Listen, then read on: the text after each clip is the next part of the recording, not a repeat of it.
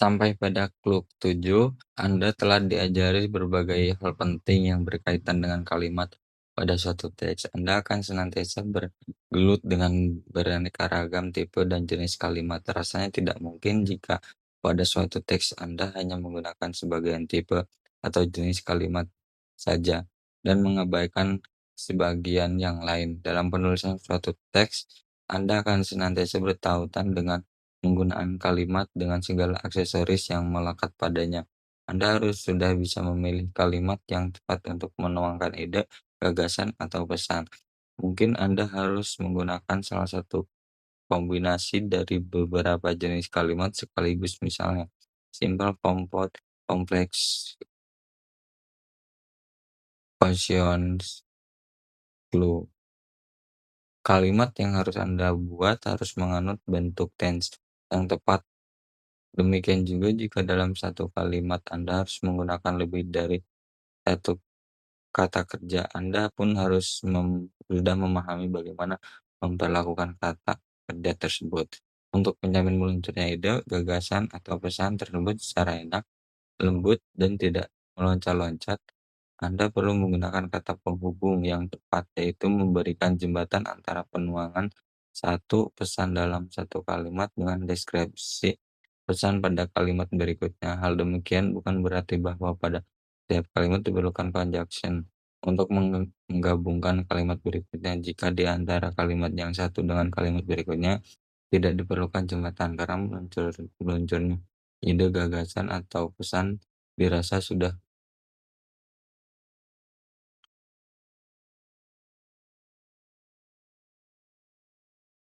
Pada pesan berikutnya, hal demikian bukan berarti bahwa setiap kalimat diperlukan conjunction menggabungkan kalimat berikutnya. Jika di antara kalimat yang satu dengan kalimat berikutnya tidak diperlukan jembatan karena meluncurnya ide, gagasan, atau rasa cukup sudah lembut dan tidak terkesan meloncat-loncat, maka conjunction tersebut tidak diperlukan pada clue 8 ini. Saya akan mengajak Anda untuk mempelajari dan memahami secara praktis dan efektif mengenai sejumlah conjunction yang sangat umum digunakan pada setiap penulisan teks. Penggunaan conjunction yang tepat sangat vital pada setiap bentuk komunikasi tertulis maupun lisan. Di dalam bahasa Inggris, kita lebih telah mengenal dua kelompok conjunction, yaitu coordinating conjunction dan subordinating conjunction. Secara praktis dapat dijelaskan di sini bahwa fungsi utama dan coordinating conjunction adalah untuk menggabungkan dua buah independent clause atau lebih. Sedangkan subordinating conjunction adalah untuk menggabungkan subclause dengan main clause. Penggunaan conjunction dianggap sangat perlu dan penting karena pengulangan kata atau phrase atau bagian kalimat yang sama. Interdependence. A. Coordinating conjunction dengan fungsi utama sebagai alat untuk menggabungkan subjek, predikat, objek, dan keterangan pada suatu kalimat. Secara praktis, coordinating conjunction dapat dikelompokkan menjadi tiga macam. Satu, menggabungkan dengan menjajarkan. Dua, menggabungkan dengan menunjukkan pertentangan. Dan tiga, menggabungkan dengan menunjukkan makna pilihan. Yang ke-1, menggabungkan dengan menjajarkan ide, gagasan, atau pesan. Conjunction dapat digunakan menggabungkan dua objek, predikat, objek, adverb,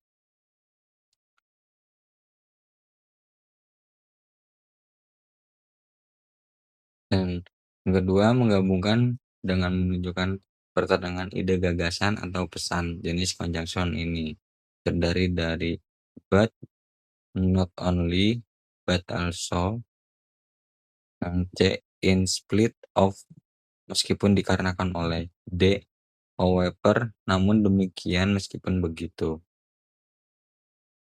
E, despite in spite of the fact that, walaupun kenyataan menunjukkan bahwa.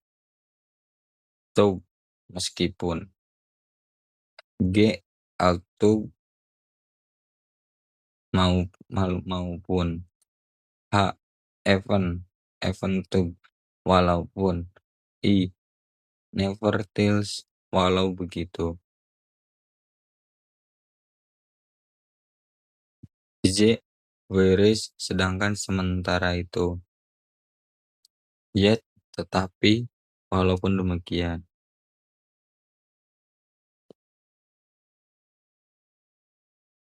L, regardless of, seperti apapun. M, on the other hand, namun begitu di lain pihak sedangkan. 3. Menggabungkan dengan menunjukkan adanya makna pilihan. Conjunction jenis ini adalah A, or atau, B, either or, baik atau, E, C, or else, if not, jika tidak, D, otherwise, if not, jika tidak, E, neither, not, baik ataupun tidak. Berikut dua buah teks ditulis untuk menuangkan ide, pesan, atau gagasannya dengan memfungsikan beberapa bentuk conjunction untuk menjabatani meluncurnya ide gagasan atau pesan tersebut.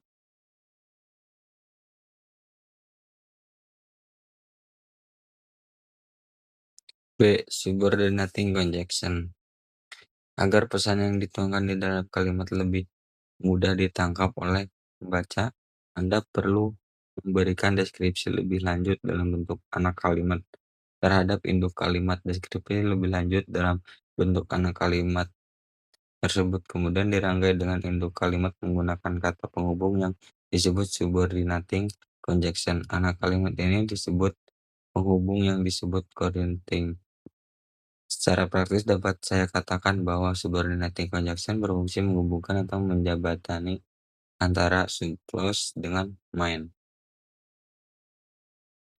1. Conjunction yang digunakan untuk menunjukkan kekurangan waktu. Time. A. After, setelah. B. Before, sebelum. C. When, saat, mana, ketika, apabila. D. During, selama. E. As, pada saat, mengingat, atau karena.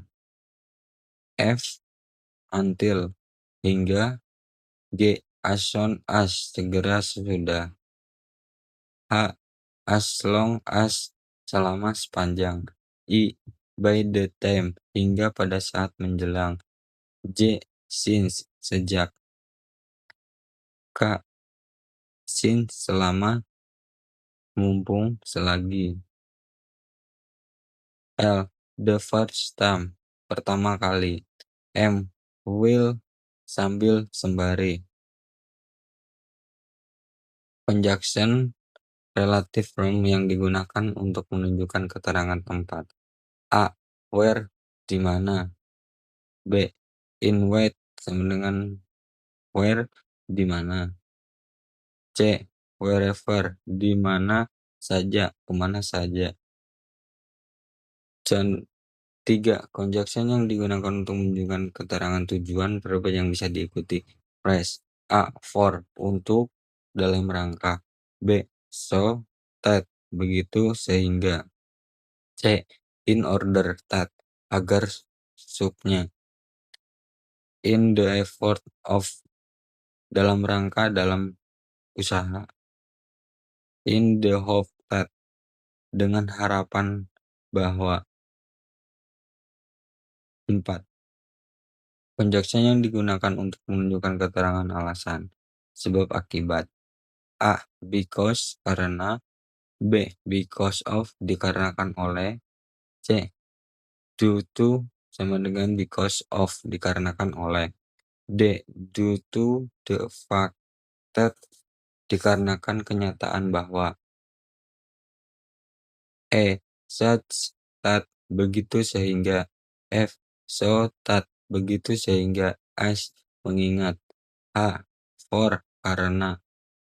I. Why, kenapa. J. Owing to the fact that, dengan selama bahwa. K. Inasmuch as, dikarenakan oleh. I. L. Now that, dikarenakan sekarang. M. Sin, selagi. 5. Conjunction yang menunjukkan keterangan konsekuensi jenis conjunction ini digunakan jika di dalam satu kalimat hendak dituangkan pesan yang menunjukkan adanya konsekuensi atau suatu hal.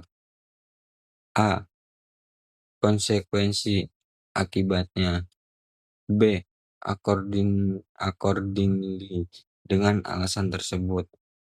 C. So, sehingga. D. As a result, akibatnya. E. Therefore, oleh karena. F. Thus, dengan begitu. G. Then, lalu kemudian. 6. Conjunction yang menunjukkan keterangan syarat. A. If, jika, andaikan. B. Only if, andaikan saja. C. Otherwise, jika tidak. D. Or else, jika tidak. E. As if, as though, seolah-olah. When, apabila, jika saja. G. Even if, bahkan jika. H. Wishing that, dengan berharap bahwa. I. In case that, kalau. J. In the event that, kalau. K. Proven that atau providing that, kalau saja. I. Unless, sama dengan if not, jika tidak, kecuali. 7. Conjunction yang menunjukkan makna pertengahan. A. Even though, meskipun. B. Although, walaupun. C. Though, walaupun. D. Despite, meskipun. E. In spite of the fact that, meski kenyataan menunjukkan bahwa. F. Nevertheless, meskipun begitu.